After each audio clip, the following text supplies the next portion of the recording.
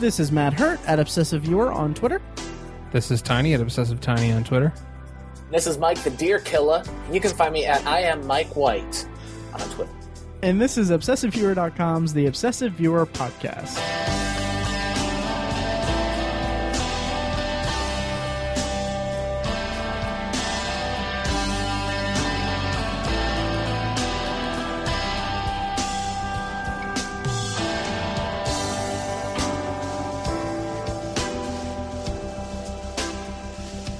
All right, so welcome to The Obsessive Viewer. We're a weekly movie and TV podcast that covers a specific topic, be it genre, trope, movie, or show. Each episode, you can find back episodes at ovpodcast.com, find the blog at obsessiveviewer.com, and also subscribe to the subreddit at r/obsessiveviewer.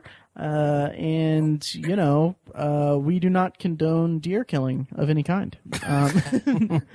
Actually, I kind of do. You know, I used to be really against hunting. But I hit my third deer tonight, and I'm kind of about it. Let's control that population. I will say, not that we try to get political on here, but I am an advocate for gun control. Mm-hmm. Nobody's going to take all your guns, but definitely let's use guns to get rid of deer for sure. All right, yeah, that can be the stance of the Obsessive Viewer then. Yeah. Is that fair? Sure, why not? I don't want to turn it into a political thing. Hunting season starts in a few months, so started early for the mic. Yeah. Jeez. Before we get started on the main topic, I do want to mention, again, real briefly, check out my side project podcast. It's called Anthology. It's a podcast exploring science fiction anthology storytelling during television's golden age, starting with The Twilight Zone. Every episode, I take 2 episodes of The Twilight Zone, break them down, and discuss my feelings on them and some trivia and cast biographies and stuff like that. You can find that at anthologypod.com. And also, Shocktober and Irvington, you'll hear the promo later in this episode. So, guys, what are we talking about today? Movies, yes. Movies. We kind of missed the true midpoint of the year, but you know, I think 'tis the season to start talking about where we are about halfway through the year. Right. So this week we're doing an episode about just our favorite movies of 2015 so far. Our friends at I'd be remiss if I didn't mention that our friends at The Nerds You're Looking For did something similar a few weeks ago. You can check it out in the show notes. But anyway, so basically, I think, you know, Mike, did you mention this? That, you know, what's that? By the midpoint, or maybe it was The Nerds You're Looking For, but just by the midpoint of the year, you've watched movies and everything. Oh yes, this was me. Okay, I thought so. Do you mind if I restate it? Go right ahead. I would just jumble it. That's okay. Well, I think the point that I was trying to make is that some of the movies that come out in the first half of the year are really great. You know, there's, of course, award season is just after award season is when the true trash comes out. Mm-hmm. And every now and then there are some real gems. And of course, I think kind of under the puffy layer of superhero movies, we also get some really good summer movies. Mm-hmm. And I was basically lamenting that once award season in November, I guess October, November, kind of kicks off, and they really start bringing out the heavy hitters, I feel like some of the other ones, and I think I mentioned Ex Machina, are kind of get pushed to the side. And I really hope some movies that I loved really at the beginning of the year aren't forgotten or pushed aside in favor of kind of these last minute underdogs. And I think I cited The Theory of Everything right as one that kind of bugged me. Yeah, because I mean, you get a lot of awards baiting movies. Exactly. Yeah. Not that that's a bad movie. I thought that was a very fine movie, but it's also not a movie we'll be talking about in 20 years. Mm-hmm. Yeah. So we're kind of flying by the seat of our pants because we're recording this kind of non-traditional here, out of sequence. Me and Tiny just recorded a long discussion about True Detective that I'll throw on at the end of this episode. But anyway, so my brain's a little frazzled. Mike, how do you want to do this? Why don't you take the reins on this one?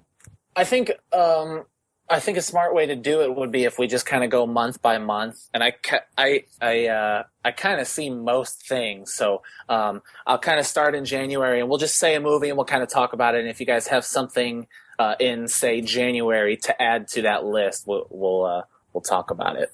That sounds good. Yeah. You are our theater guy. I mean, you see a movie every week, so yeah, definitely. I do. I haven't counted in a while, but I think I'm at least on average. So nice. So anyway, January will be a little weird. You'll have to remind me exactly if these movies came out in 2015 or if they were 2014 movies. Theory of Everything was 2014, Wild was 14, Taken 3 was 14, Selma was 14, Foxcatcher was that's 14. That's 14. Was Taken 3 14 or 15? I saw it on the 8th of January. I feel like that was a January release, or it might have been December. I will say this: I don't really want to talk about it. Fair enough. There's nothing much to say, so we can skip it. Skip it. Fair enough. Fair enough. Was American Sniper wide released in January? It was wide release in January, but I mean that was 2014. No, because was it? I think you're right. Yeah, you're right. Or no, I think it had a wide release on Christmas Day. Yeah, that sounds right. So then there's not much worth talking about in January. Okay. Let's confine this to anything that was in the this year's Oscars is off limits because it's not. Is off limits, yeah, okay. So we'll start in 2015, and on the 5th I saw Project Almanac. Did you guys see this movie? No. I did not. And Taken 3 was 2014, but I did not see this, but I was kind of curious. About it when the title was Welcome to Yesterday or whatever. Yeah, I wanted to like it so much, and I think I gave it more credit than it deserved. Mm-hmm.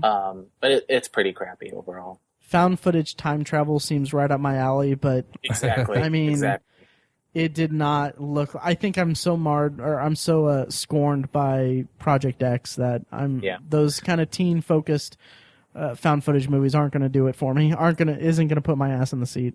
Yeah, bad script, poor performances. Moving on. That's a bummer. Did you guys see The Boy Next Door with Jennifer Lopez? I didn't. What? I don't even know what that is. I saw it February 11th. Mostly forgettable, except a really gruesome eye gouge at the end of the movie. Ooh.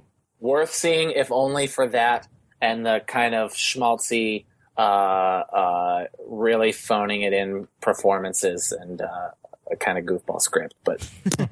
Forgettable. Did you guys see Seventh Son? No. No, that does not look very good to me. Wasn't that in like development hell for a long time, or wasn't it like kind of completed a long time ago and just kind of pushed out? Well, I don't know where it began, but I know that it ended on my worst of the year list.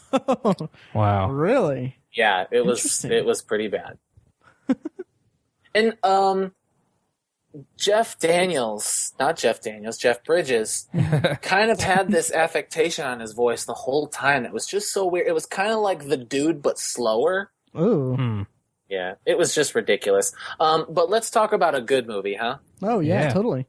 So, Kingsman: The Secret Service. Yeah. Oh, I still haven't seen it. You didn't see it? I didn't see it. Well, I have reason not to, or I have a notable reason. I mentioned last week in our pod chat that I was going to see as many as I could before this recording, but I kind of ran out of money. I've been broke this week, and I didn't want to spend the $4 or $5 renting it, so I'm just going to pick it up at some point when I can afford it. And the other, I did see it. Yeah. You guys talked about it in one of our extended potpourris. I think it was the post-Oscars potpourri, but go ahead. Overview. How was it? Why will I love it? Why will you love it? The weird thing about Kingsman is it's kind of this... it's the peak of this type of movie that is adapted from a comic book, but... truthfully speaking, the comic book is actually like intended to make a movie. Like it's almost a pre-script for the movie. Huh. Okay, so when they got together to write this comic book, it was with the intention of making it into a movie, and so it came out just as called The Secret Service, and the first issue was kind of similar. But it was his uncle was helping him out, and it wasn't just some guy. Anyway, and so it kind of goes from there. But it really did it well. Some of the action set pieces are pretty incredible. It's I think we get a lot of bad spy movies, and I'm not really a fan of spy movies, but it sure made spy movies fun. Huh. Nice. Yeah, fun is the word I would use to describe it. I had a great time with it. I wasn't overly impressed with it. This is like the fourth or fifth comic book movie we've gotten from Matt Vaughn. Yeah. I'd kind of like to see him do something else. But while he's doing these, I'm having a great time with him. I'm not going to knock him down for making these really fun comic book movies, but I'm just curious to see what else he can do. I did have fun with it. It's not on my list, but I think it will be an honorable mention at the end of the year, probably. Yeah. Nice. I liked it a lot. I did enjoy it a lot. And it'll be toward the top of mine for sure. Yeah. My girlfriend liked it too. Nice. Awesome. Yeah. Awesome. How do you, as a brief tangent, I know that, this might not be, might not be the time, but Mike and Tiny, how do you guys feel about that kind of synergy between mediums in terms of storytelling, like writing comics with the intent of adapting it into a feature film? How do you feel about that? How do you feel that influences each? To be honest, I haven't really given it a whole lot of thought. I think if it continues to produce movies like Kingsman, I'll take it. Mm-hmm. It seems like a strange way to go about it. It feels like they are riding the coattails of something, and I don't know what. The cult appeal of the Scott Pilgrim, maybe. Yeah, but that movie was so unsuccessful. Right. Yeah, it was. Yeah. Yeah, that's why I was very careful to say cult. Yeah. Yeah. I whatever works for you. That's my opinion towards it. I when we were recording Potpourri a few minutes ago, I used the phrase, everyone has their own process, and if your process includes, hey, I kind of want to make a book along with this movie, go for it, man. If you're going to make cool stuff, who cares? Just go for it. Yeah. That's how I feel about it. Nice. Right. Okay. What's next? To keep it rolling, we're going to stay in February. This was the last movie I saw in February, Jupiter Ascending. Oh, God. This was the first movie I saw in March. Okay. I feel I'll let you guys go first, because okay. I have some interesting things to say about it. Okay. And to preface this, I feel like we've probably talked about all these movies in various potpourris throughout the year, but I mean, hopefully we're not too repetitive. But man, I hated this movie. Yeah, we reviewed it. We had a whole we did with Fecus. Yeah, that's right. That was a week when Mike, you had to take the week off, I think, and it was me and Tiny and Fecus. We railed it. We hard. ripped into it. Yeah.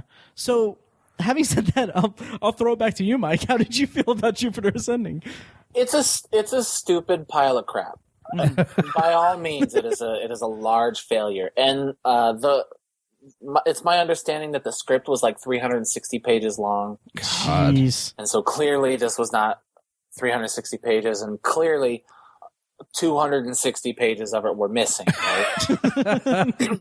But I want movies like these to keep being made. If they keep making movies like this where directors take an original idea and they take their vision, and studios throw all the money they can muster at them to make these types of movies, I'll take a Jupiter Ascending for a Mad Max any day. Yeah.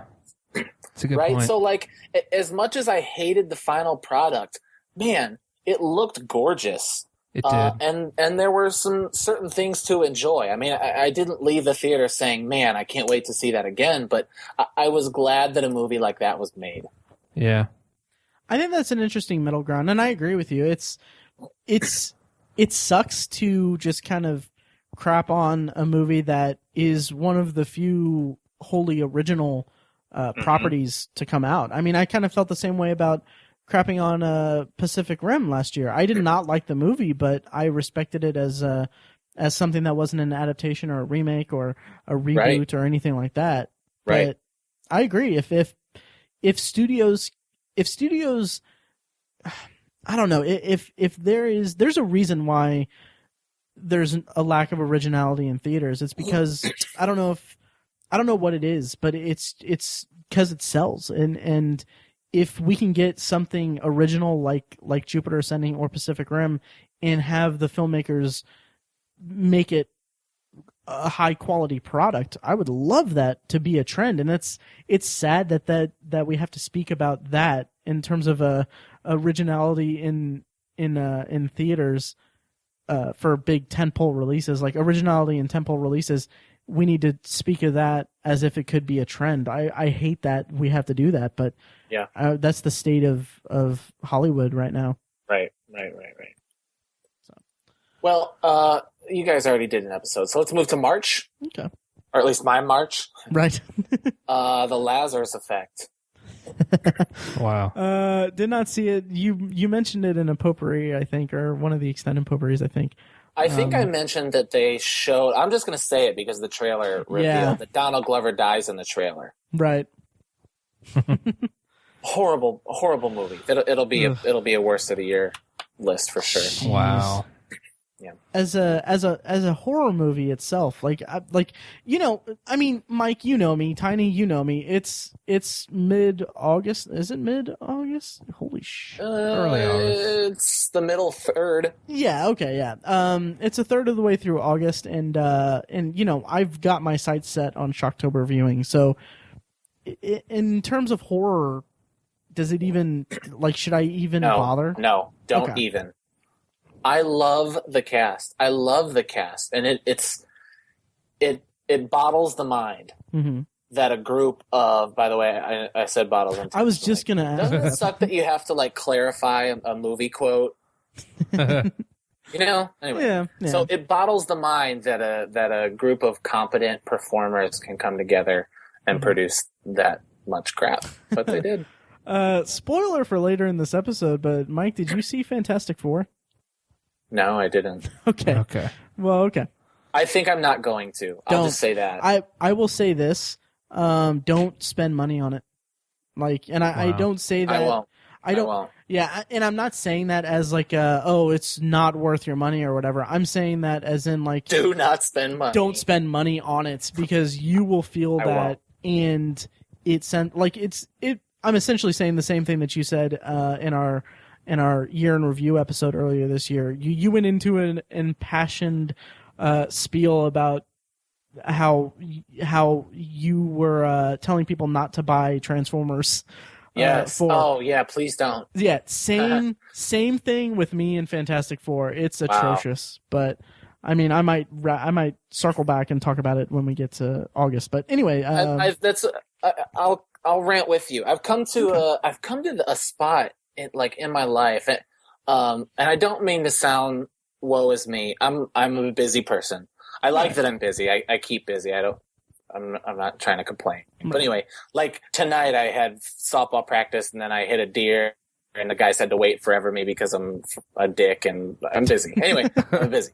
So lately I've been trying to make sure I only consume things that are worth my time. Mm-hmm. I see too many shitty movies. Yeah. And I've read cover to cover. I've read books I don't like just because I'm a completist. Mm-hmm. And so that's really something I'm trying hard to get over. And so I'm a Marvel fan and I'm a comic book movie fan and I'm a fan of Michael B. Jordan and Miles Teller. But I think I'm telling myself I'm not going to see Fantastic Four. Yeah. It's in that context, don't. It's one thing to, and I mean, in that respect, by the way, thank you for coming back for these few episodes. Yeah, no problem. But in that context, it's a different thing to go to movies that you don't think that you're going to enjoy just on the off chance it'll surprise you or just. Yeah, that's true. Yeah. But if you it's a different thing to go see a movie that you're interested in and then be disappointed rather than go to see a movie with the expectation that maybe it's not as bad as people say. So it's a time management thing that it's a totally understandable that you would do that. You can still keep your critical eye of movies by seeking out things that you think that you'll just enjoy without sacrificing that by that's true going through. So agreed. Yeah. So I don't know what I was doing with that. Moving on. Yeah, totally. Go ahead. Moving on. Chappie? Yeah, did we? I think we talked about it earlier. An episode about this. Yeah, I think that was an episode where Tiny wasn't there because we had 2 episodes in a row where each of you guys took a week off. I will say this. I won't say it because it's not you guys know how I feel about Ex Machina, but I will say that I am so disappointed in myself that I saw Chappie in the theater and not Ex Machina. I'll say that, because Ex Machina was the movie that Chappie should have been. It made the statements that Chappie tried to make and failed miserably at. And I was not a fan. How did you feel about it, Mike? I really liked it. I had fun with it. I think the second time I saw it, it dragged a little bit. Okay. And I think that Die Antwoord or D Antwoord are really not good. I think they're miscast. And it's clearly like the director playing favorites. Mm-hmm. You know, which is what he liked the band and said, "I want to put the band in my movie." Right. And I don't think they're very good. Yeah, I wasn't engaged by the story at all. Tiny, what'd you think of it? That's a bummer. That's one of the few things in the movie that I kind of enjoyed. Oh, really? I thought they were kind of perfectly cast, actually. Huh. As crazy criminal gangsters. I thought they kind of fit the bill, but I guess so. I might just hate crazy criminal gangsters. That's fair, I'll kind of side with you, Mike. I don't think it's that you hate crazy gangsters like that. I think that it's just they were so off-putting. It's true, and everything. And I mean, you're entitled to enjoy their performances, Tiny, but I didn't see that. I was so ready for them to either get gruesomely murdered or just written off screen, written out of the movie. Yeah, I mean, I didn't care to see either of them reciting Shakespeare. I don't want to see. Right. I don't want to see the guy cast as Hamlet or anything. But for those roles, I thought they entertained me throughout it, and I thought they were kind of fun. Okay. But I've only seen it the one time, and I really didn't care for the movie all that much. So how would you guys? Like Mike, you said that you saw it a second time. Yeah. I don't really have any intention of really seeing it again. Me either. It kind of just left a sour taste in my mouth, and it's a shame because what is his name? Neil Blomkamp set such a high mark with District 9, and I don't think he's reached the level that he achieved with that by a long shot. No. So he's repeated it. yeah. And it makes me really nervous about Alien. I'm worried that it's going to end up on that Chappie's going to end up on one of my worst of the year list. Mm-hmm. I didn't even particularly hate it that much. I don't know. Yeah, I don't remember where I put it on my list. I think I put it in the bad section. Yeah. Mike, what's next? I have on here All Cheerleaders Die, but I didn't see that in theaters, but that might have been a 2014. But it was pretty good. Run All Night. What month are we in? We're still in March. Still in March, okay. I remember, Mike, you bringing up Run All Night and saying that it was, I believe you said that it was the best Liam Neeson action movie since The First Taken?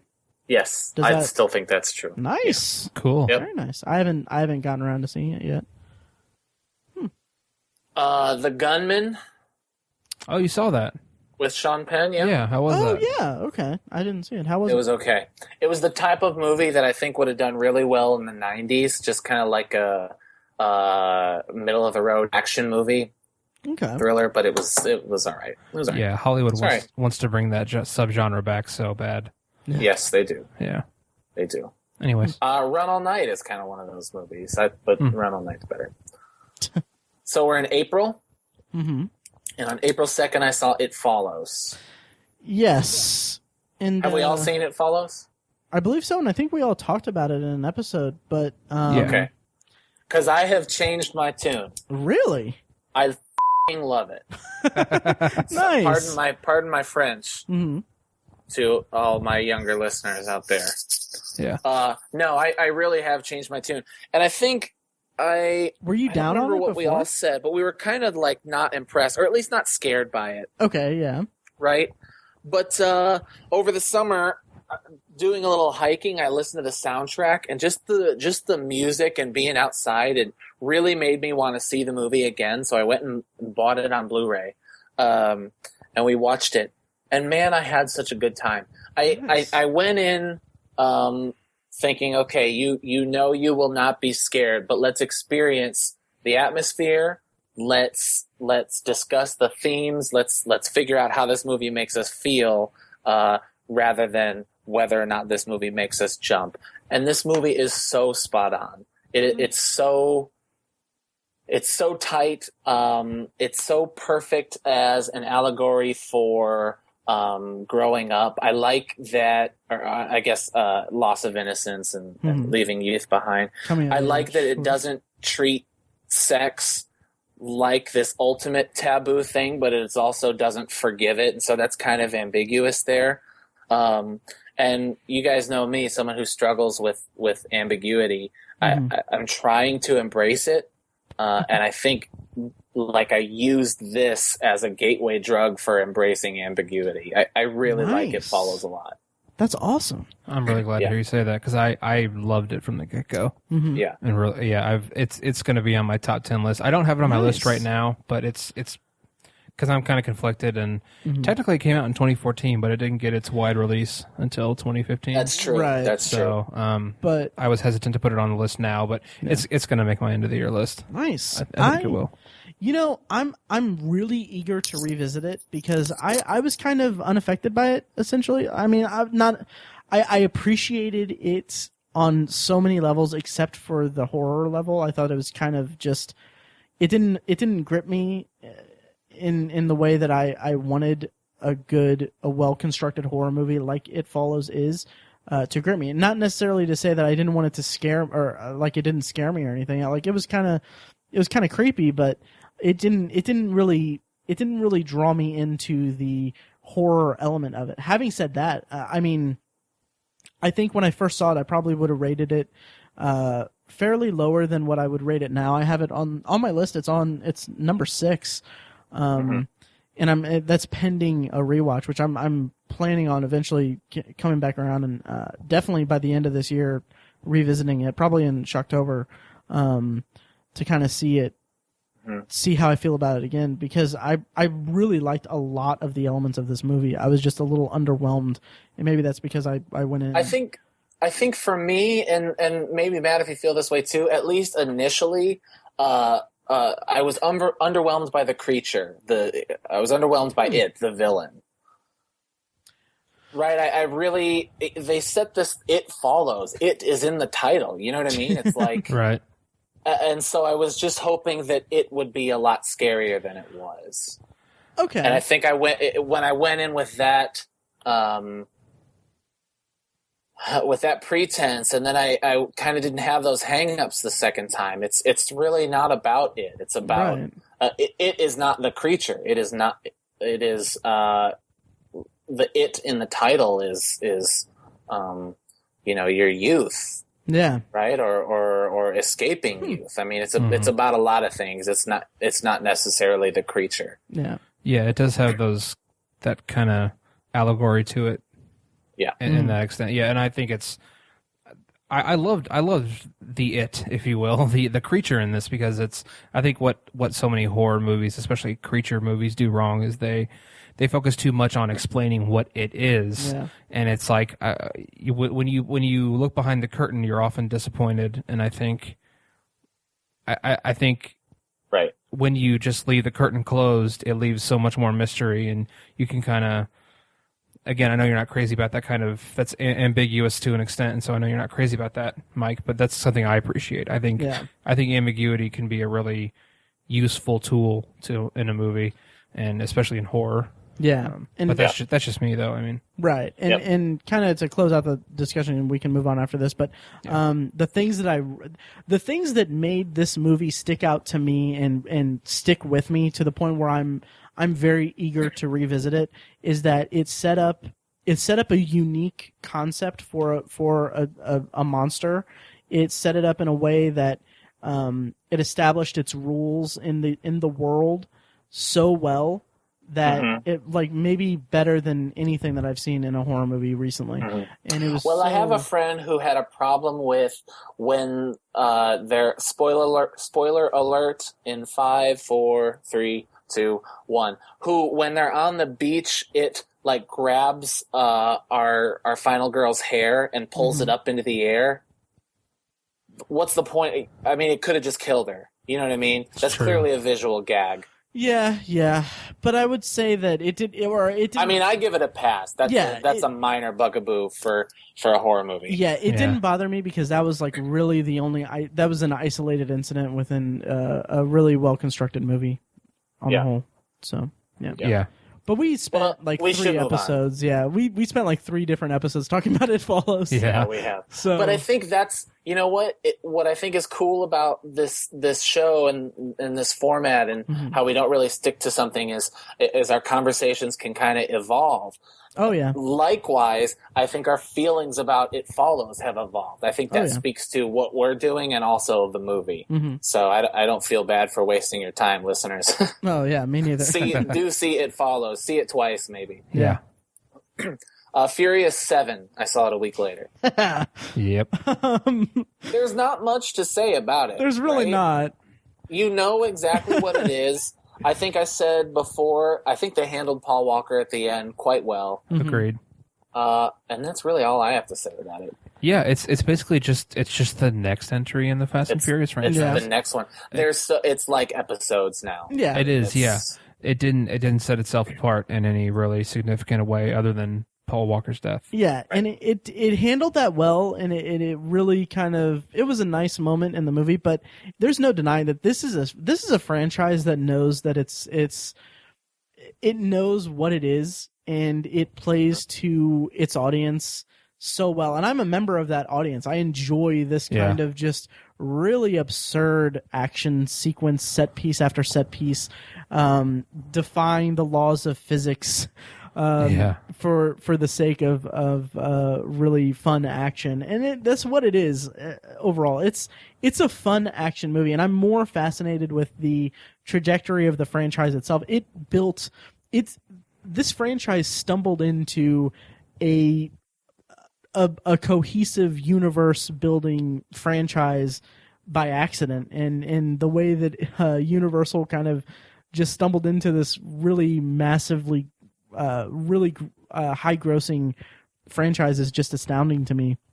Yeah, they really did stumble into it. Yeah, and I'm a fan. It's on my good list. For the year. I mean, it's not on my top. You just mean like if you put it in 2 categories, not on your top, right? It's of my list, I've watched 20 movies that were released. Okay, so your top 10. It's not my top 10. It's not my top 10. It's my top 12. It's like it's number it's number 11, but I mean that's out of the 20 that I saw, so it's in the bottom half, but it's separating. I have them separated into good movies and bad movies, and it's a good movie for me. I had a terrific time watching it in the theater. Terrific time. Yeah, I think that this is the 3rd Fast and Furious movie that I've seen with you in the theater. Yeah, I think so. Like release weekend. Yep. So that's a fun tradition that I hope we continue. It is what it is, and it doesn't apologize for it. Exactly. No. Yep. Moving on. Did you guys see Unfriended? No. But no. You mentioned it before, and I'm kind of curious about it. I put it in my middle list along with Jupiter Ascending and one I'll talk about later, where I like the idea. I always love another step for horror. I love when they try something different, but really it ended up being more of the same. There were some highlight scenes. They play a game of Never Have I Ever, which is really pretty intense. And I think if you are 14 to 17 years old, you will love this movie. And I don't mean that in a bad way. But nice. I think there's a particular audience. I don't think we are it. And I said before on a separate podcast, the movie The Den does a similar thing, but better. Okay. Nice. So check out Unfriended if you are in high school. If you're in college, watch The Den. I promise you will at least enjoy The Den. Cool. Nice. Yeah. I did a double feature. We went to the drive-in. Oh, nice. And saw Get Hard. Oh. Did you guys see it? I didn't see it. I heard it. None of the previews did anything for me. It's not bad. We decided we really like Kevin Hart. Nice. Yeah, he's fun. And McFarland USA. And what? Oh, McFarland USA. McFarland USA. I don't even know what that is. Yeah, it's the running movie. It was Kevin Costner's best movie since Field of Dreams. Oh, wow. Wow, really? Yeah. High praise? I guess so. I'm not a Kevin Costner I wouldn't fan. say I'm a Kevin Costner fan, but sweet Disney. I mean, it was a formulaic Disney movie. I mean, it's a perfect recipe, but people like perfect recipes. You know what I mean? Cool. It's McDonald's. Yeah. Sure. And then I saw Paul Blart Mall Cop 2. Oh my god. Should we even dignify it with discussion of any kind? I haven't seen it. It's probably my worst movie of the year. Wow. Okay. I'll say that. April was also Ex Machina. I think we can kind of save that. It's currently, I think, my movie of the year is what I'll say. Mm-hmm. I want to say It's on my list. okay. I know you weren't crazy about it last week. Well, no, I mean, the thing is, I thought it was a good movie. I thought it was a pretty good movie. It's just that I think a lot of people are giving it they give it an 8.5 or a 9 out of 10. Is that a dig at me? No. I gave it an 8. Did you read my review? I did. Yeah, I gave it an 8.5. Okay. well, you're one of the most people who give it an 8.5 or 9 out of 10. I'd give it like a 7 or 7.5. I liked the movie. I just a lot of people are blown away by it, and they think it's sort of groundbreaking in certain ways, and it separates itself from other AI movies, and it's a really good movie. And I wasn't blown away by it, but I did like the movie. I was intrigued by it and enjoyed it. I kind of want to just get my feelings known on the podcast about it. And I will say this, and I swear to you guys, it's gonna sound like I'm going back to just shitting on Interstellar. It's gonna sound like that, but that's not what I'm doing. I'm just using it as an example that I feel like what Alex Garland did with Ex Machina paid homage to the filmmaking of Stanley Kubrick a lot better than anything Christopher Nolan did in Interstellar. Interstellar gets lauded upon with all of these like, oh, it's like 2001. It's very Kubrickian and all that. But I didn't get that at all. I felt like it was more derivative than anything. And Ex Machina, even something as simple as just the red glow just signaled to me, like that color palette and the design of the research facility just felt very deliberately shot in a way that really was reminiscent to me of Kubrick's style, and it did it in a way that the fact that I got these notions from a first time director in a way that made it feel like he was showcasing his unique style while paying tribute to one of the greats. I felt like that was very effective storytelling on a visual level, and I really loved that movie. I really did. Like I mean, you know, I've gone on record several times saying that 28 Days Later and Sunshine are two of my favorite movies.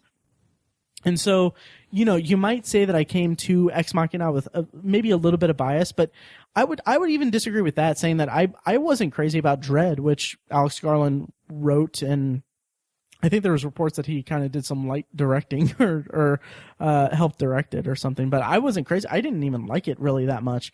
But Ex Machina, man, it blew me away. I really, and I have to say this, I tweeted this and I said it in jest, but my God, that scene, and this isn't spoiling or anything, but there's one line in the movie that just killed me. Like I laughed so hard. It was when the two main characters are Caleb and Nathan. Caleb is confronting Nathan over something that he saw on a video, and he says, "You tore up her picture," and then Nathan says, "I'm about to tear up the f***ing dance floor, dude."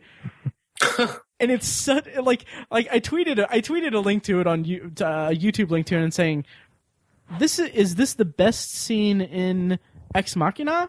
Or is this the best scene in movies? Because I really enjoyed it. But I will say that, and I say that in jest, and it's you know I'm just being facetious. But I will say that the scenes where the two leads are discussing the science behind what they're doing and kind of having these thought-provoking conversations about what the implication of what they're doing is. I mean, my God. those scenes were just so genuinely well written, and they resonated with me just as a fan of science fiction and a fan of good storytelling. I got so much out of it. It was such a thought-provoking movie, and without even getting into the plot of the movie, there's a lot to just kind of chew on, and I really appreciated it for that. It didn't dumb it down for the audience. There wasn't any. Again, this is me being a dick, but there wasn't any scene of like Caleb didn't go up to Nathan and say, "Hey, you're a genius scientist. Here's how a wormhole works," like in certain other movies that we won't talk about. But it just didn't dumb it down. I really appreciated it for that. I really like that movie. So come back next week for our third part of our Ex Machina review. Oh, one final thing though. I watched it twice. In the week since last week, I watched it once on renting it on Amazon, which usually my go-to digital rental service is Google Play, which I haven't had a problem with at all. I usually cast it to my Chromecast from my tablet, and it works fine, everything like that. Amazon worked, but basically what I did was I used it on I rented it through Amazon on my PS3 and downloaded the file to my PS3 and played it off of that. But oh my god, it was just I didn't pay the extra $1 for HD, because usually watching stuff on PlayStation from like downloading from an online source like that, like PlayStation Store, works well. Standard definition is good enough with a HDMI cord and HD TV, but oh my god, it looked awful. Like it didn't almost take me out of the movie, but it was just a really just crappy experience. I won't be renting from Amazon anymore. So after I got paid the next day, I bought it off of Amazon and waited for it to get here and watched the Blu-ray. Nice. And really loved it. Cool. Yeah. So anyway, moving on. I didn't mean to. Moving on.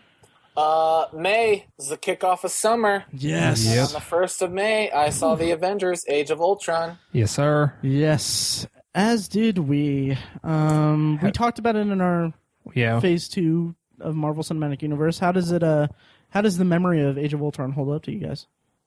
Well, I saw it twice. How'd that go? I sense a little. I loved the spectacle of it both times. Both times I left the theater saying, "Oh, that was awesome," and I maybe even liked it better than the first. But when I'm looking at the lists, it's not a movie of the year for me. Mm. It's not a. I mean, it'll end up in the top 10, but I don't know. I'm just like currently not floored by it. I also have to poop a little bit, so I'm not sure if that's bad. But I don't know. I don't know. It was good. Of course, it was fun. Yeah. Yeah, I don't know if I'm floored by it either. Like I was the first Avengers, but it's gonna be in my top 10, and I just loved the character stuff in it. I just loved it. I mean, and you can take a lot of things away from it. It was a lot of setup, I think, for what they plan to do in the future with the Civil War stuff, Infinity Wars and all that. So it had a lot of setup feel to it, but there was so much good character stuff in there that I didn't really care. I'm fine with there being a sort of lackluster story or not a top-notch story, as long as the characters get some great stuff, and it did that for me.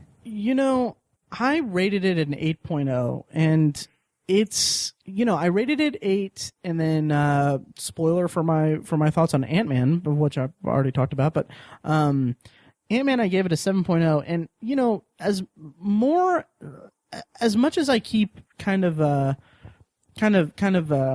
thinking on these two movies, the Marvel Cinematic Universe and all that stuff, I realize that I'm rating it against this in a bubble of the MCU, and while it is an 8.0 for me, it's, if you were to watch it as just a standalone movie on its own merits, it wouldn't rate that high with me. And yeah, it's because it is a lot of setup, and I feel like Marvel at this point they're kind of setting a dangerous precedent of having this shared universe that's just generating money, and so they're kind of using that as just stepping stones for each installment, and with it while sacrificing they been notoriously awful with their villains, and they haven't really shown me any sign of changing that. And unfortunately, Ultron falls in that category because I felt like there was not a lot of development in his arc. And I'm hoping... Though I will say, for fans, I was very pleased, even more so than the first one. You know, it had Easter eggs where, you know, I complained that the first one did not. Mm-hmm. Like you said, I really liked the spectacle. It was fun, but if I were rating it in any season other than summer, it would be a little bit harder to swallow. Yeah. All right. Mad Max Fury Road. Haven't gotten to see it yet. Yeah, I've been so busy. I wish that's one of the movies they would have done a VOD release of. Yeah, but it was just too successful in the theaters, I think. Was it successful, or I think it was? Right? Oh, it was a huge hit. Good. Okay, good. Oh, yeah. So not a movie of the year, but I think it was number one for. No, was it number one? I don't know that it ever hit. I don't know. Sorry, fans. You find out and let us know. Would you say it was not movie of the year, but would you say it was a movie of the summer? I'm talking about box office wise. Oh, okay, never mind. Or would you put it in your movie of the year? How would it rank in your year of list? If summer starts in May, it's probably my movie this summer. Nice. Yeah. All right, we'll move on since I'm the only one who saw it. Please do see Mad Max; it's great. Poltergeist. Yeah, that's on my crappy list. It's on my crappy list as well. Mine too. We talked about it. We did. We had an episode with Fecus. Yeah. I don't think you guys talked about it. Yeah. What did you think of it overall, Mike? Oh, just incredibly disappointing. Mm-hmm. No, it wasn't. No, it wasn't disappointing. It was exactly what I expected it to be. Yeah. I don't even know what I'm talking about. No, it was the same. It was the same. Yeah. Stupid. Sucked. Yep. Also, I think I'm the only one who saw this movie in May. Hot Pursuit. Did you guys see that one? No, I did not. No. I did not catch that one, Tiny. I saw it in my list, and I was like, "What is Hot? I don't even know what is Hot Pursuit." I had to IMDb it. I was like, "Oh yeah, it's if you can't remember, if you're like me, it was the comedy with Reese Witherspoon and Sofia Vergara. Right, yeah. Mm-hmm. It was so awfully bad, really terrible. Maybe my worst of the year. By the end of the year, it's currently my worst of the year. Maybe my worst of the year by the end of the year. It was just so not funny at all. Jeez. And cliched to the nth degree, and just not original or quality in any way. Wow. Yeah. Yeah, I'm not gonna see that. Do not. It's awful. No. So yeah. Moving on. Moving on. Did you guys see Tomorrowland? No. How was that? I didn't see it either. How was it? Yeah. Tomorrowland is another example of a movie. It's very similar to Jupiter Ascending. It was really boring for most of it, and really overly, I guess, disappointing. But I love the idea of it. The theme at the end is great. I don't want to say much because I kind of want to recommend people see it, and I don't want to spoil it. But I think it has a lot to say about our culture that we overlook a lot. That a lot of Disney movies kind of don't have the guts. I don't want to say don't have the guts, but we don't often see in a Disney movie. So it was really good. It wasn't very exciting sci-fi action though, so it definitely fell short for summer popcorn, but it was thought-provoking enough to warrant at least a watch at home. Okay. I'm planning on seeing it regardless strictly because so many podcasts I listen to covered it, and I want to get through those episodes. But because I'm a completist in that regard. But we saw it. We saw a preview of it before Avengers. That's right. An IMAX segment. A clip of it. Yeah. And it didn't do much for me. Yeah. So I'm a little intrigued by it, but that's about it. Yeah. So we'll report back. Yep. All right. So moving on, at least for me, to June, and on June 2nd, I saw Pitch Perfect 2. Yeah. I haven't seen this. You guys have both seen it. Go ahead. I loved it. I love Anna Kendrick. She's my current star crush. Not that makes a good movie or a good actress. Right. But I think what I'm saying is that I am not qualified to speak objectively because I loved it. Yeah. I liked it a lot too. I don't think it wasn't as nuanced as the first one. The first one was better. But yes. The thing about the new one is that every character had growth and payoff. Yeah. And I love that so much. This one was just kind of fun. Yeah, it was. Okay. And I laughed a lot at it.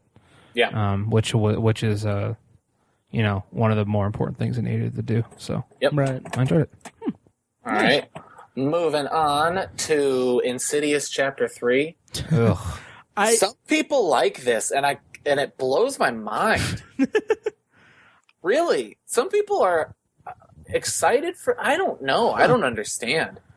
I wasn't even. I mean, I didn't see it, but I have a kind of tenuous relation, or I have a poor relationship with the franchise because I watched the first movie and I was just basically, and this is back when I was working third shift, so I mean, this is to Eastern. I watched it like kind of late in the morning after work, and I was just really exhausted, and I kept falling asleep. So I don't have a clear memory of it, but nothing about it really gripped me.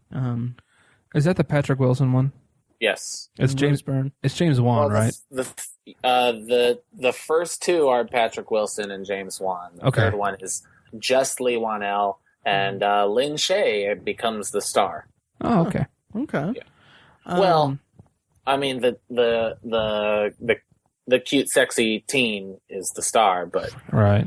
Lin Shaye is the story. Okay. I'll ask this, and this is a slight tangent. There was an article about a theater in like Ohio or something that some people at a screening of Inside Out, the theater accidentally showed Insidious Chapter 3, and it was just, I mean, this is a tangent, and this is more just a commentary on my dislike of this kind of knee-jerk outrage kind of culture. Yeah. Yeah. Because like there was just this really just sanctimonious like talking head like figure in the article saying like, I brought my kids to see a Pixar movie and they were very disturbed by the movie, and I'm like, okay. And I was just like, I wanted to go up to this person and say, go f*** yourself. And like, because honestly, and I'll get to my question for you, Mike, but honestly, if you sit your kids down in a theater and you go through the trailers of the movie for a Pixar movie and don't realize that since none of these trailers are animated or kid friendly or anything, if it takes you to the beginning of a movie, and even then, if you, and granted, Insidious Chapter 3, I haven't seen it. It's PG-13. I can't imagine anyone would sit in a theater for a long enough time. Someone who has such an outrage for the protection of their children to the point where it's probably sheltering them. I can't imagine someone with that mentality who isn't exaggerating their outrage would be able to sit through the opening credits or the opening scenes of Insidious Chapter 3 long enough to have their kids be damaged by it or tormented by it, by the imagery, without realizing, hey, I don't think that this is Inside Out. Yeah. If you make it a minute into that and realize it's not, and can't realize it's not Inside Out, it's your fault. Yeah. Yeah, so you're the one to blame. Yeah, so the question I have is there anything in the opening moments of Insidious Chapter 3 where it could harm a child seeing it because their parent is an idiot? Yeah, it's frustrating. Yeah. Is there anything in the opening scene for that or anything? I'm sorry. Oh, you're fine. No, not the opening scene. I didn't think it's pretty early, maybe 8 to 10 minutes in. Okay. There's a scare. But still, if you sit there for 8 minutes, yeah, Yeah. Wow. Yeah. So having said that, should we move on? Well, in June, I'm not sure if either of you have seen, Matt, you saw it, but the documentary Going Clear, not a theatrical release, but came out on HBO, and I talked about it in a past potpourri. Maybe I think I talked about it. So So I won't go into too much depth, but just a really, really gutsy documentary and a really well constructed documentary to expose this really disturbing truth about something as controversial as Scientology. It's just a really, really well done documentary and very incredible information. I agree. Great Definitely movie. awesome. Yep, Cool. that was in June. So All right, moving on. Oh, geez, San Andreas. Can we not talk about San Andreas? haven't seen it. I didn't see it, so we can move Okay, along. it's crap. Spy. There's not a lot to say there. Melissa McCarthy she was pretty good in it. I don't really like her all that much, but she's pretty good. Yeah. Yeah. I didn't see it. Jurassic World. Yeah, There is an interesting thing happening that I'm kind of happy about. I'm starting to see articles about Jurassic World written kind of from my perspective of what's the big deal. What do you mean from your perspective? Well, it's not that great, Uh-huh. but it's the third highest grossing movie of all time. Mm-hmm. Of all time. Of all time. Well, I'm not sure that its popularity reflects how people feel about it. I'm not sure people were real crazy about it all in all, but I think it made a ton of money because a bunch of people went to see it. Yeah. I think Yes. but word of mouth should have at least stemmed it a little bit in the next weeks. I mean, it beat out. I think it beat out Inside Out. It had legs, yes. Yeah, it did beat out Inside Out. It was Inside Out was the first Pixar movie to debut at number 2. Right. I think that's just because it's Jurassic World. It's just it's part of such a tentpole franchise that I think people are going to go see it regardless of the word of mouth or whatever. Yeah. We did an episode about it with Matt Quiet from Nerds Domain, and I mean, I didn't like it. I don't think I don't know that it will even end up on my top 10. It's not going to be on mine. It definitely won't be. It barely broke the list for good. Yeah, it's going to be a middle of the road movie. Yeah. And I'm really curious. They announced the release date for the sequel. I think it's like 2018. Really?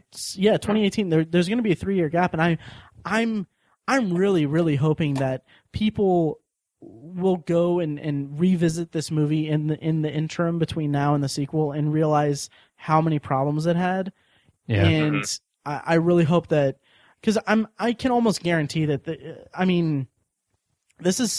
was such a juggernaut that the studio isn't going to do anything to make it different. It's going to have the same problems for the sequel, and maybe I'm a cynic for thinking that, but I think that I'm really, really hoping that here in 3 years there's going to be just a huge disappointment at the box office with Jurassic World 2 or whatever it's called, because I don't think it.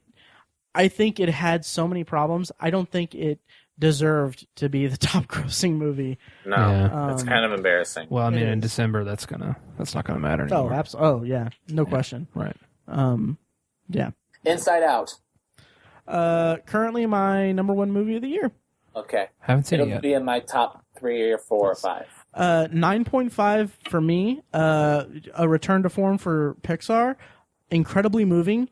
I'm so glad I saw it at a matinee in a couple months after it was released, because I'm a Pixar fanboy, but I'm not above talking about how they've faltered in recent years. And this movie I was getting weepy, and it introduced such an amazing concept, and it did so much to explain to, like, even a young audience, and it did both things for the audience. It was able to tap into the adults and understanding how kids' emotions work, while also explaining to kids how emotions dictate your feelings. And the story, the message that it delivered was so moving. It reminded me of how Monsters University, which is a movie I didn't really like that much, it kind of set this. It told kids the truth. It said, like, okay, well, you can dream to be something, but it's okay if you're not.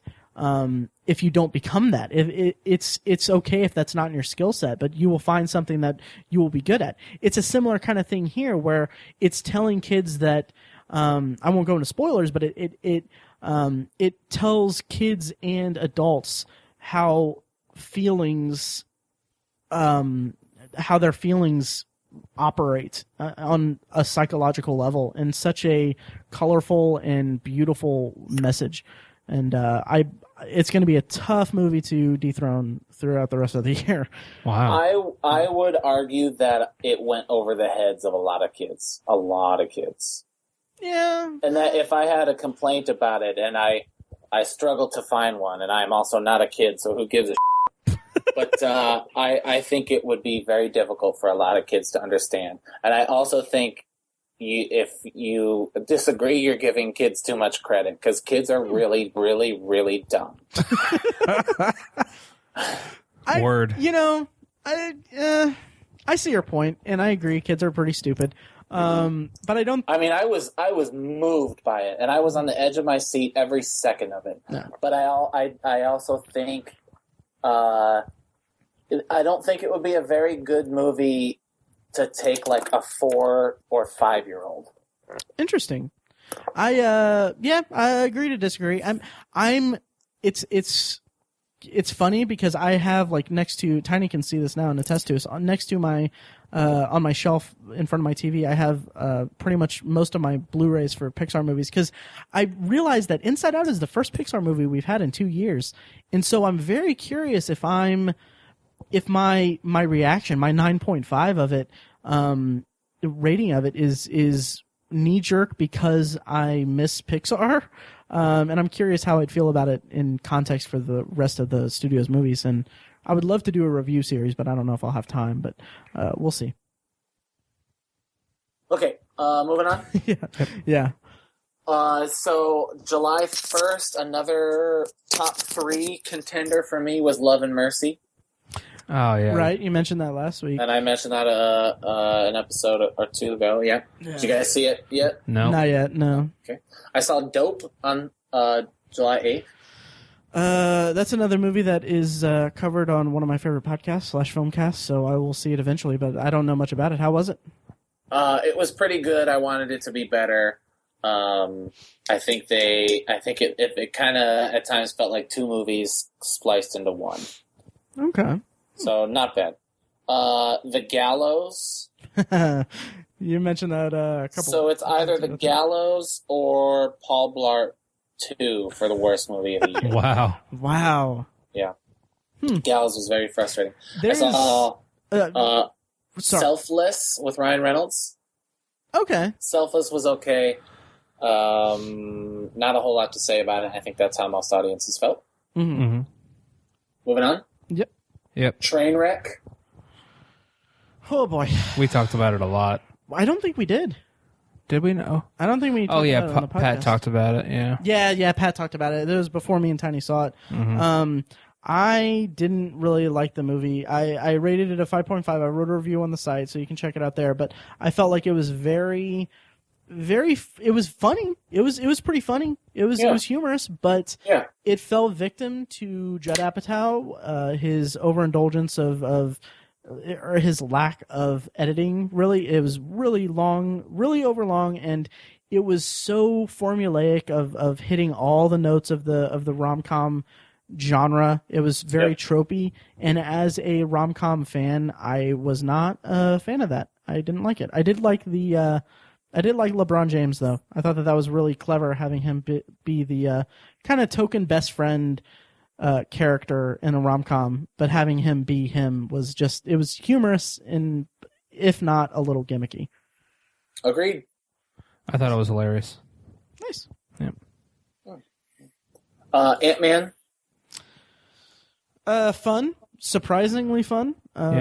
It was. We talked about it with Pat a few weeks ago, but it was it was fun. I'm kind of nervous about how it'll hold up to repeat viewings, but yeah. I think it'll be in my top 10 probably. Really? I think it will be. If not, it'll be a strong honorable mention, I think. Wow, nice. Yeah. Mike, what do you think of it? I'm kind of on your side, Matt. I it's kind of I don't want to say underwhelmed by it, but I don't know. It was as good as a movie called Ant-Man could be for me. Sure. Like I said with Age of Ultron, it'll be interesting to view it separately from the cinematic universe. I loved the tie-in, or I loved the scene that established that there was going to be a tie-in to a character from the Marvel Cinematic Universe. Like I liked that reveal a lot. Mm-hmm. And I thought it was an enjoyable movie, but it had its problems, and but I think given the circumstances behind the scenes, they put out the best product that they could. Definitely. Yeah. Moving on to August. This actually came out in February or January. February, I believe. What We Do in the Shadows. I've heard about this. Haven't heard it. It's a vampire mockumentary, written and directed by Jermaine Clement and Taika Waititi. Nice. Jermaine Clement of Flight of the Conchords. Yeah. Right. And Taika Waititi is I guess a New Zealand a Kiwi celebrity. I don't know him very well, but it was hilarious. Nice. Cool. Hilarious. Very nice. Yeah, very Check good. that out. Definitely check it out. I think it qualifies for Shocktober, and I think you'd be pleased with it. Very nice. Cool. Yeah. I love it. Mission Impossible: Rogue Nation. Haven't seen it. Yeah, me either. I really want to do a franchise rewatch, or I want to watch the whole franchise and watch it in context of that, just because I'm weird like that. I won't do like a review series or anything, but yeah, I'll report back later. How was it? It was pretty good. The J.J. Abrams one is still my favorite. Mm-hmm. And then I would say number 4, number 3, number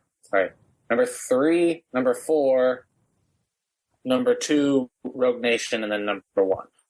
But they're all good, so I don't mean that to sound as bad as it does. I really didn't like Rogue Nation. I thought it was I'm sorry, the last one. Ghost Protocol? Ghost Protocol. The Brad Bird one? Yeah, it was so lackluster. I really didn't care for it. I still think the first one is the best. Interesting. Really? Yeah. Wow. I got like 45 minutes into it before I got really drowsy and I took a nap. And I paused it, took a 4-hour nap, and then ended up staying up until like 2 a.m. and then having a really crappy day at work because I was so tired. And I haven't gone back to finish it, so. All right, moving on. Yes. Southpaw. I want to say that my brother cried 4 times. Really? Oh, wow. Nice. Mm-hmm. I got a lump of cry once. Tiny and I tried to see it. Yeah. For context, I submitted my email to gophobo.com, which gives passes to screenings around the city, and I got passes to see Southpaw a week or so in advance. We drove up to the north side to see it, kind of a far drive and rush hour and all that. Got to it, they were sold out. Because it's first come first serve, so that's when we saw Trainwreck. So that's a long way of saying that I'll see it eventually. I'm not a fan of Kurt Sutter. He was the showrunner for Sons of Anarchy, which I hated that show. I really did. And he wrote for The Shield, which is one of my favorite shows ever. But Sons of Anarchy was just not good for me, and I'm curious what he does with a movie. Okay. I liked it a lot. I'm sorry. I'm trying to get through this. The last movie I saw, I guess the most recent movie I saw was Paper Towns. How was that? I was going to comment on your check-in. I'm going to go out on a ledge here and say I liked it, I think, better than The Fault in Our Stars. Oh, cool. Oh, wow. A lot of people are... Actually, not a lot of people, but the people I'm talking to, the people I've talked to about the movie, do not like Cara Delevingne. They have a problem with her. They also don't like her portrayal. Well, they don't like the character of Margot, and they don't like her Cara Delevingne's portrayal of Margot either. And so they're kind of struggling with the end. But for me, the end kind of justifies the entire rest of the movie, and I really liked it a lot. I think Nat Wolff is a rising star. I like that kid a lot. I love him, so I'm very curious to see it. Yeah. Yep. So that's it for your list then? That is it for my list. You guys have anything that I did not mention? Yeah, I have a few, and I'll make this brief. Let's see. Sleeping with Other People. I talked about it on our Ant-Man episode with Pat. I think it doesn't come out until like September, I think, but I rated it as an 8.0. But I mean, just it's sat with me so well. I think it might bump up to an 8.5 when I see it again. Such a great rom-com with Jason Sudeikis and Alison Brie are just fantastic. Night Owls and Wildlike and Mistress America are all movies that I saw at Indie Film Fest that get a pass on here. That I have my seal of approval as good movies. Also, let's see, what else did we talk? I talked briefly about Fantastic Four. Don't waste your money. Don't see it. It's awful. It's atrocious. I'm gonna put, by the time this episode posts, I will have a review on the site. Check out my thoughts there. And I saw the reboot, remake of Vacation. Not good. 3.0. Wrote a review on the site. It was funny in a few times, in a few spaces, but other than that, it was just a disservice to the franchise and the Griswolds. And at most, fans of the Griswold, people who revere Vacation, like you, Mike, will detest this movie, and people who have a passing familiarity with the Griswolds will think that this movie is just bad. So, yeah. Bummer. Yeah. Any on your list, Tiny? Just Wildlike, which we mentioned. Which, fun movie. Nice. Hey, well, that should do it. Yeah, I think so. I think what I'm going to do is I might release our True Detective Talk as a bonus episode or something. Cool. So, okay, yeah, we'll throw it to the pre-record outros, and I know that we've kind of burnt the midnight oil on here, so we'll, end the episode. Bedtime for Bonzo. Yes. All right. All right. Thanks for listening, guys. Thanks for listening. Bye.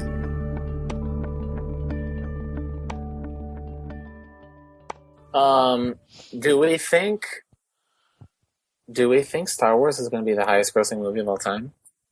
I think you said one time, Matt, that it's a given, and I remember thinking, I'm not so sure. I can't remember if I said this in the pod chat to you guys, or I think I started to type it, but it was one of those times where I had said like two or three things, and since you guys have lives, you didn't have a chance to respond. So I was like, I didn't want to cloud it with it, but I did want to mention that I've heard so many times, I think maybe in our discussions and also on different podcasts and talking to other people, saying that, like, I'm like, oh yeah, Star Wars is going to just demolish it. And then I like, it seems like more often than not, there's a response from like the diehard Star Wars fans, like you guys, saying like, well, I hope so. And I'm just like, I'm looking at it from someone who doesn't have like the I don't have the same emotional stakes with Star Wars that so many other people do. And I'm just like, dude, it's going to just demolish it. It's going to beat Avatar. It's going to be the highest grossing movie. It's going to be Jurassic World. Maybe I'm exaggerating, but it's going to be Jurassic World tenfold. It's going to be a juggernaut. You still saying that? You still think that? I'd stake my claim on that. I would serve. Shall we make a bet? Yeah, I would serve up my lost Blu-ray collection. I don't think it'll surpass Avatar. Really? I think we should make a bet. Okay. Yeah, Matt is saying highest grossing movie of all time. Mm-hmm. But okay, by through its theatrical run. In its theatrical run, yeah. Yes. Worldwide. Yeah. Okay, it might. Because the Chinese market is so much bigger than 6 years ago when Avatar came out. Yeah. I bet it'll do really well. So maybe it will. I'm not going to take the bet, but I'm not quite sure that it's going to surpass Avatar. If I win the bet, let me say this: if Jurassic Park hadn't have just done it, I would still hold fast to my claim that I'm not so sure, because I believe Titanic and Avatar are anomalies. It is very strange that those are the highest. Titanic. It is very, very, very strange that those are the two highest grossing movies of all time. They are right. They do have one thing in common, though. Obviously, it's that they have scripts written by a hack writer. But no, it's because they're innovative and they push the technology forward and everything like that. And I think Avatar really had the 3D bump going for it. Well, so definitely, yeah. So it may be a little. Maybe I am not viewing it under the right pretense. Maybe it's not going to be as successful as those movies because. I also think a lot of people dislike Star Wars. Like, nobody disliked Jurassic Park. I think people are ambivalent about it. I think a lot of people just skipped it. Obviously, nobody could dislike Titanic or Avatar, but a lot of people dislike Star Wars. True. My counter to that, though, is that while people don't seem to dislike Jurassic Park or anything, Jurassic Park is still a figure for a generation, our generation, really. It was released at a time in the early 90s when, dinosaurs were the craze for kids our age and in our age range.